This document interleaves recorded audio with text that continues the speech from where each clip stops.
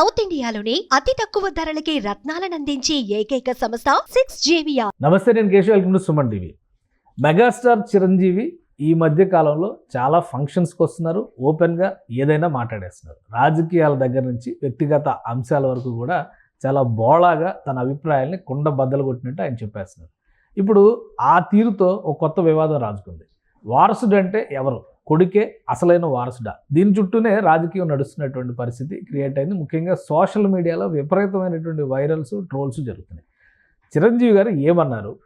Viral అవుతున్నటువంటి విషయాలకి దానికి ఏమైనా సంబంధం ఉందా? విశ్లేషించేటువంటి ప్రయత్నం చేద్దాం. మనతో పాటు అనలిస్ట్ చందు శ్రీనివాస్ గారు. శ్రీనివాస్ గారు నమస్కారం. నమస్కారం అండి. మెగాస్టార్ చిరంజీవి గారు వరుసగా చాలా ప్రోగ్రామ్స్కి అటెండ్ అవుతున్నారు. సినిమా రిలీజ్ ఫంక్షన్స్కి సంబంధించి కూడా తనకు నచ్చిన వ్యక్తులు, తనకు నచ్చిన వాళ్ళు, నచ్చిన సినిమాలు ఉన్నప్పుడు ఆయన ఓపెన్గా మాట్లాడుతున్నారు. సో ఇప్పుడు ఒక కొత్త వివాదం రాజుకుంది. వారసుడు అంటే కొడుకే వారసుడా? అసలు ఏం జరిగింది? చిరంజీవి గారు ఏం కామెంట్ చేశారు? ఈ కొడుకే వారసుడు, కూతురు వారసురాలు కాదు అని చిరంజీవి గారు అన్నారు అంటూ ఒక రకమైన వితండవాదం వినిపిస్తున్న పరిస్థితి కనిపిస్తుంది. అసలు ఏం జరిగింది ఇందులో? ఇప్పుడు కేశవ్ గారు ఐడెంటిటీ క్రైసిస్ అంటారు. తను గుర్తించలేనప్పుడు ఇటువంటి సెలబ్రిటీస్ ఏదైనా మాట్లాడినప్పుడు స్పందిస్తే వాళ్ళు కూడా హైలైట్ అవుతారు కదా. ఆ భావంతో కొంతమంది ఉంటారు. ఆ కోవల వల్లే వీళ్ళు విమర్శించేవాళ్ళు. ఇప్పుడు చిరంజీవి గారికి నీతులు చెప్పాల్సిన వాళ్ళ వీళ్ళంతా. కేశవ్ గారు ఆయన 4.5 దశాబ్దాల అనుభవంలో ఎన్నో కష్టాలు పడి ఒళ్ళంతా గొల్ల చేసుకుని ఈరోజు అగ్ర హీరో కొనసాగుతా ఆ కుటుంబం మొత్తాన్ని పోషించే ఆ వ్యక్తి వాళ్ళు సొంతగా తన పవన్ కళ్యాణ్ గారు వాళ్ళ బ్రదర్ చెప్పాడు కదా, ఎంత కష్టపడి రోజంతా షూటింగ్ చేసుకొని వచ్చేసి చివరికి సాక్స్ కూడా తీసుకోలేని పరిస్థితిలో ఆ వ్యక్తి అంత కష్టపడితే ఆయనకి ఎంతమంది అండి? 2 సిస్టర్స్. ఒక సిస్టర్ని డాక్టర్ చేశాడు, ఇంకో సిస్టర్ హౌస్ వైఫ్. వాళ్ళిద్దరు కొడుకులు హీరోలు. ఒక ఆయన నేషనల్ అవార్డు వచ్చింది. రెండో సిస్టర్ కూతురు డాక్టర్లుగా చేసుకున్నారు. ఇకపోతే 2 కూతుర్లు. 2 కూతుర్లు కూడా ఒక కాస్ట్యూమ్ డిజైనర్, ఒక నిర్మాతగా చేశారు. పెద్ద అమ్మాయిని, చిన్న అమ్మాయి వ్యాపారం సానియా మిర్జాతో కలిపి ఆమె కూడా వ్యాపారం చేసుకుంటూ ఉన్నారు. అంటే వాళ్ళని ఎంటర్ప్రినర్స్గా చేశాడు ఆయన. వాళ్ళకి ఏం కావాలో అది ఇచ్చాడు ఆయన. ఇకపోతే 5 మనవరాలు ఉన్నారు. మనవరాలు ఇల్లంతా ఆడపిల్లలతోనే ఉంది. హాస్టల్లో ఒక వార్డెన్గా అనిపిస్తుంది అని చెప్పి నవ్వుతా చెప్పాడు. అంటే ఆయన కూడా ఏదో బహుశా హిట్లర్ సినిమా డైలాగ్ అనుకుంటుంది. ఎందుకంటే అందులో అంటూ ఉంటారు, ఒకళ్ళు వెళ్ళారు ఇంకోళ్ళు వచ్చారు, ఇది లేడీస్ హాస్టల్ అంటాడు కదా రాజేంద్ర. ఇక్కడ ఇప్పుడు ఆయనకి సలహాలు సూచనలు చెప్పాల్సిన అవసరం కాదు. ఇది ఆయన కుటుంబం, ఆయన ఇష్టం. అన్నగారి కుటుంబం అంటూ ఆయన అందరివాడు. ఆయనకి చెప్పాల్సిన నీతులు ఎందుకు? వీళ్ళ కుటుంబాలు వీళ్ళు చూసుకోవాలా? అట్లా అనుకుంటే 2 సిస్టర్స్ ఉంటే 2 సిస్టర్స్ కోకాపేటలో 100 కోట్లు యూజ్ చేస్తే చెరువుకి ఎకరం ఇచ్చాడండి. ఎవరన్నా ఇస్తారు ఈ రోజుల్లో? మరి అంత చేసే వ్యక్తికి వీళ్ళు ఎందుకు సలహాలు చెప్తారు? నాకు నా కుమారుడికి చరణ్కి కూతురు పుట్టింది క్లింకార, ఆనందంతో ఉన్నాం. ఇంకా కుమారుడు పుడితే బాగుంటుంది, వారసుడు వస్తే బాగుంటుంది. నెక్స్ట్ విషయంలో హ్యాపీ.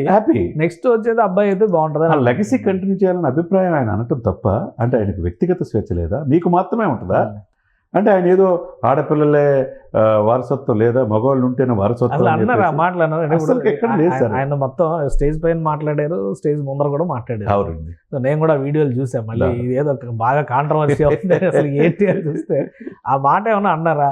ఆడపిల్లలు వారసులు కారు, ఆడపిల్లల వల్ల లెగసీ కంటిన్యూ కాదు ఏమన్నా అన్నారా? ఆయన ఏమనలేదు సార్. క్లీన్కార ఆనందంతో ఉన్నాడు రామచరణ్. మళ్ళీ అమ్మాయి పుడుతుంది అనుకున్నాను, వారసుడు పుడితే బాగుంటుంది అనే అభిప్రాయం నవ్వుతా చెప్పాడు. వారసుడు అనే మాట కూడా వాళ్ళ ఆయన ఈసారి అబ్బాయి పుడితే బాగుంటుంది, ఆ లెగసీ కంటిన్యూ వీడు మళ్ళీ అమ్మాయిని ఇస్తాడేమో అని కూడా నవ్వేశాడు. అది తప్పెట్లా ఇద్దా? ఇంట్లో అంతా ఆడపిల్ల ఉన్నారు, నాకు వార్డెన్ లాగా అనిపిస్తుంది అని చెప్పేసి అంటాం తప్ప, దీన్ని కూడా పెద్దగా చేసుకొని వాళ్ళు ఇష్టం వచ్చినట్టు మాట్లాడటం అనేది అది కరెక్ట్ కాదు. ఎందుకంటే ఆయన ఏం మాట్లాడినా కాంట్రవర్సీ వెతికే పరిస్థితి. ఆయన మొన్న జై జనసేన అనగానే ఒక కాంట్రవర్సీ లేపారు. పవన్ కళ్యాణ్ గారు నాకు వారసుడిగా ఆ సేవా తత్పరత, ప్రజల కోసం ఆలోచించేదంతా చూస్తానికి పవన్ కళ్యాణ్ ఉన్నారు అనగానే దాన్ని ఒక వివాదం రేపారు.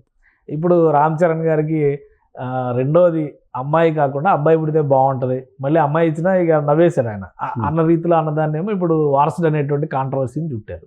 ఎందుకు ఆయన ఏం మాట్లాడినా వివాదం అవుతుంది? ఏదైనా ప్రత్యేకమైన కారణాలు? ఆయన 7 వయసులో ఉన్నాడు. ఆయన చూడండి ఏం లేదు. నాకు నేను అనుకున్న దానికంటే ఎక్కువే భగవంతుడు ఇచ్చాడు అంటున్నాడు. ఎక్కువ సేవ చేయడానికి ఆయన ఉన్నాడు ముందు. అందరికీ ఎవరు సినిమాలు కొత్తగా ఇచ్చే హీరోలు కూడా దానికి చీఫ్ గెస్ట్గా రమ్మన్నా వెళ్తున్నాడు, వాళ్ళని ఆశీర్వదిస్తాడు. ఆయన నైజం అది. విమర్శించే వాళ్ళని కూడా ఏమి అనకుండా ఉండే స్వభావం అయింది. అటువంటి అందరివాడిగా ఉండే వ్యక్తి దేశ ప్రధాని మన్నలను పొందుతుంటే ఎక్కడో వేవ్స్ అనే ఆర్గనైజేషన్లో కూడా అడ్వైజరీ బోర్డులో ఆయన పెడితే ప్రపంచం అంతా దృష్టి ఆయన చూస్తూ ఉంటే ఆయన్ని ఎందుకు అనవసరంగా లాగుతారు? రాజకీయాలు వద్దనుకున్నారు. అంటే అదే సమస్య అవుతుందేమో, ఎందుకంటే రాజకీయాలు వద్దనుకున్నారు కానీ ప్రధానమంత్రి గారు ప్రాధాన్యం ఇస్తున్నారు, పద్మ విభూషణ్ పురస్కారాలు ఇచ్చారు. ఇప్పుడేమో వేవ్స్ లాంటి దానిలో ఒక అంటే అడ్వైజరీ గ్రూప్ చాలా మంది ఉన్నారు. అందులో బిదిన్ చక్రవర్తి గారు, రజనీకాంత్ గారు, సీనియర్ మోస్ట్ షారుఖ్ ఖాన్, వీళ్ళందరూ ఉన్నారు. సీనియర్ మోస్ట్ ఇండస్ట్రీకి సంబంధించిన వాళ్ళు, ముఖ్యంగా ఎంటర్టైన్మెంట్ రంగానికి సంబంధించిన వాళ్ళు.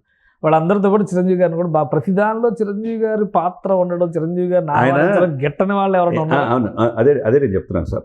ఆయన ఐడెంటిటీని తట్టుకోలేకపోతున్నారు. 4.5 దశాబ్దాల్లో మకుటలేని మహారాజుగా ఎదిగాడు, సెల్ఫ్ మేడ్ మ్యాన్గా ఎదిగాడు. ఇంతమంది ఈయనతో పాటు ఈయన రాజకీయాల్లో పోతే ఇంకెవరు హీరోలు లేరు, మేము నెంబర్ 1 స్థానం అనుకున్నారు. కట్ చేస్తే పవన్ వచ్చాడు, పవన్ రాజకీయాల్లో పోతే ఇంకా గ్లోబల్ స్టార్ రామ్ చరణ్ వచ్చాడు.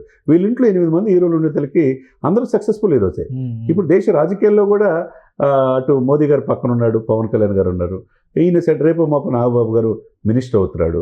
ఈ కుటుంబం ఒకటి రాజకీయంగా సినిమాల్లో సక్సెస్ అయ్యేది బలమైన కుటుంబంగా మారుతుంది. అందులో దీంతో పాటుగా దేశంలో ఇప్పుడే ఇలా ఉంటే దేశంలో అత్యున్నతమైన పదవి ఆయన రేపు వరిస్తే ఇంకెలా ఉంటుందో చూడాలి. ఏదేమైనా కానీ ఆయన అన్న దాంట్లో ఒక్క కొద్ది కూడా పదవులే వద్దంటారు. రాజకీయాలు ఆ పదవి కావాలనేది ఏం కాదు, అది రాజకీయంతో ముడిపడి లేదు. అది అత్యున్నతమైన పదవి. ఆయన అబ్దుల్ కలాం గారు ఏం కోరుకోవాలా, ముర్ము గారు ఏం కోరుకోవాలా, వెతుక్కుంటే వెళ్ళినాయి ఆ పదవులు. అంటే మనం సమాజానికి చేసే సేవను బట్టి ఆ పదవులు వరిస్తాయి. కాబట్టి ఇప్పుడు ఆయన అన్నది ఆయన వ్యక్తిగతంగా స్వేచ్ఛ ఉండదు. ఆయన కుటుంబం ఆ బాధ్యత పోషించాల్సింది ఆయనంతా హ్యాపీగా ఉన్నారు, కుటుంబం మొత్తం హ్యాపీగా ఉంది, వీళ్ళకి ఎందుకు నొప్పి అని వాళ్ళు భావ ప్రకటన స్వేచ్ఛ. ఇదే భారతదేశంలో ప్రతి ఒక్కడు మాట్లాడేవాడే. ముందు వాళ్ళ కుటుంబాన్ని చూసుకోరు, మాట్లాడితే చిరంజీవి గారు కనపడతారు వీళ్ళకి. చిరంజీవి గారు ఏమన్నారు అని ప్రతి సందర్భంలో పవన్ కళ్యాణ్ గారు నేను చేయలేకపోయింది ఆయన చేస్తాడు, ఆయన సాధిస్తాడు అన్నాడు. తప్ప అది తప్పేం కాదు కదా. అంటే ఆయన ఒక వారసుడి కింద డిక్లేర్, పొలిటికల్ వారసుడు, జై జనసేన అన్నాడు. తప్ప అది ఎట్లా తప్ప ఇది? అంటే మీ పార్టీలకి మీరు నచ్చిన పార్టీ. అంబటరాంబాబు గారు కూడా అదే అన్నారు కదా, మీరు కాంగ్రెస్ లో కలిపేసినట్టు ఈయన బీజేపీలో కలిపేస్తారేమో అనుమానం వస్తుంది అంటున్నారు. మరి సరే, ఇక్కడ ఎవరు ఇష్టం వచ్చినట్టు మాట్లాడతాం అది తగదు. అందులో చిరంజీవి గారు ఎప్పుడు కూడా సౌమ్యుడు, ఆయన అందరివాడిగా ఉన్నాడు. కాబట్టి ఆయన మాట్లాడే స్వేచ్ఛ ఉంది. ఆయన కుటుంబాన్ని గురించి మాట్లాడే తప్పితే బయట వాళ్ళ గురించి మాట్లాడలేదు కదా.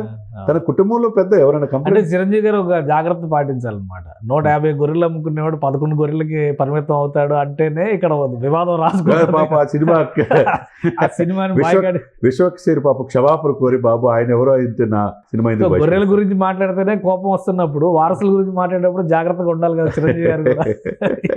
ఇది అలర్ట్ చేయలేము చూడండి. ఏదైనా కానీ సార్, ఎవరు కూడా ఎవరితో విమర్శిస్తున్నారు, ఎందుకు సోషల్ మీడియా ట్రోల్ చేస్తున్నారు, ఆయన అన్న మాట ఏంటి, మీరు అన్వయించుకుంటుంది ఏంటి? ఇప్పుడు ఆయన ఏమైనా అన్నాడా? ఆడపిల్లలు వారసత్వాన్ని పనికిరారని ఆయన ఏమైనా అన్నారా? మగవాళ్ళే పనికొస్తారని దాన్ని వీళ్ళు లాగేసి దానికి మసాలా వేసి ఎవరు తోచినట్టు వాళ్ళు ఇది చేసుకోవటం అనేది అది ఎక్కడో లిమిటేషన్స్ ఉండాలి. ఇప్పుడు సోషల్ మీడియా అబ్యూజింగ్ యాక్ట్ ఏదైతే ఆంధ్రప్రదేశ్లో తెస్తున్నారో తెలంగాణలో కూడా తేవాల్సిన అవసరం రేవంత్ రెడ్డి గారికి ఉన్నది.